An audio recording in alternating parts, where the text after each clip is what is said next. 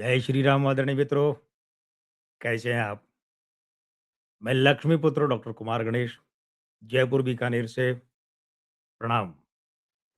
मित्रों, हिंदी सिनेमा जगत की बात करते हैं, चल ही रहा है क्रम। तो अब इस क्रम में अभिनेता राजकुमार राव की बात करते हैं।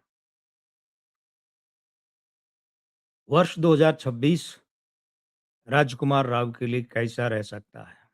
पिछले वर्ष हमने इनके यहाँ परिवार वृद्धि और संतान प्राप्ति की बात की थी, तो वैसा हो चुका है। और भी हमारी बातें इनके बारे में सत्य सिद्ध हुई हैं।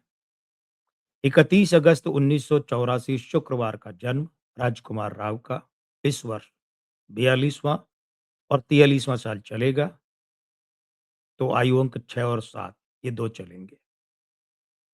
अगर मोटे तौर पर बात की जाए, तो ये कैलेंडर वर्ष 2026 राजकुमार राव के पक्ष का नहीं है।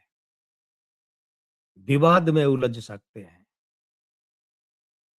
ये विवाद वैसे तो किसी भी प्रकार का हो सकता है, लेकिन कास्टिंग काउच इन 2 शब्दों को ध्यान रखिएगा। कहीं पुराने गड़े मुर्दे जिनको हम कहते हैं, वे उखड़ कर सामने ना आ जाएँ चर्चा के। इस तरीके की चर्चा चल सकती है, जिसमें राजकुमार राव का भी पक्ष सामने आ सकता है। कोई बयान, कोई टिप्पणी, ऐसा कुछ। अब जहाँ तक इस वर्ष रिलीज़ होने वाली फ़िल्मों की बात करें, तो अगर इस साल राजकुमार राव की सोलो स्टारर फ़िल्म आती है, तो आप शीर्षक में पढ़ चुके हैं। हमने कह दिया है कि वो निराश कर सकती है।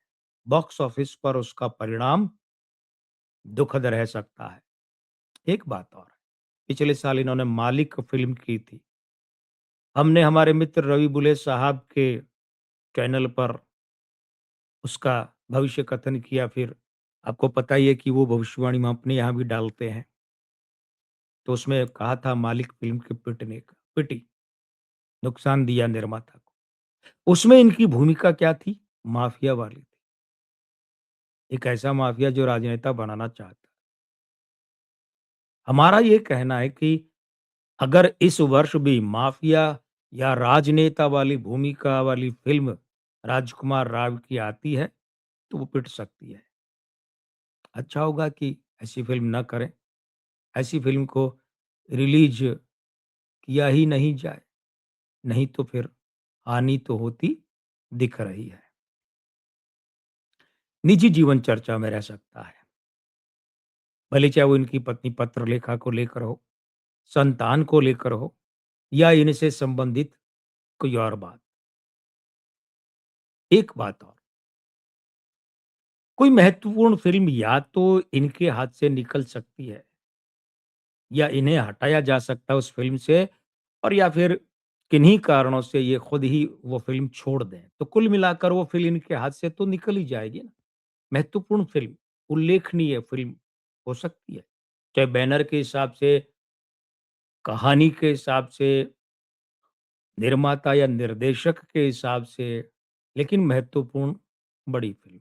और अगर इस वर्ष इनकी हॉरर कॉमेडी, जिसके लिए हमने एक शब्द इजाद किया हॉरेडी या रोमेडी, रोम-कॉम, रोमांस और कॉमेडी, इस ज़ोन की फ़िल्में अगर रिलीज़ होती हैं, तो ये फ़िल्में राजकुमार राव के लिए कुछ राहत भरी रह सकती हैं।